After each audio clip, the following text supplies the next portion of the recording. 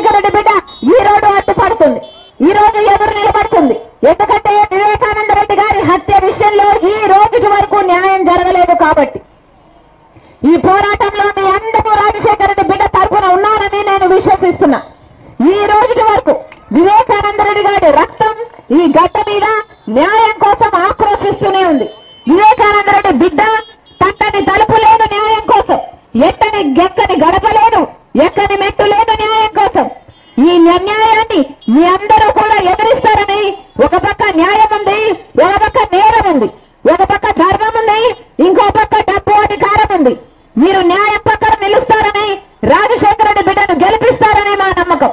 అమ్మా మీకు ఎంపీగా రాజశేఖర రెడ్డి బిడ్డ కావాలో లేకపోతే వివేకానంద రెడ్డి గారి హత్య చేసిన అవినాష్ రెడ్డి గారు కావాలో మీరు నిర్ణయించుకోవాల్సిన సమయం వచ్చింది. నేనైతే రాజశేఖర రెడ్డి బిడ్డను, ఎలాగైతే రాజశేఖర రెడ్డి గారు వివేకానంద రెడ్డి గారు మీకు సేవ చేశారో ఈ రాజశేఖర రెడ్డి బిడ్డను గెలిపించండి. అదే రీతిలో నేను సేవ చేస్తా, నేను అందుబాటులో ఉంటా. ఈ రాజశేఖర రెడ్డి బిడ్డ మీ బిడ్డ అవుతుంది, మీ బలం అవుతుంది, మీ గొంతు అవుతుంది, మీకోసం కొట్లాడుతుంది.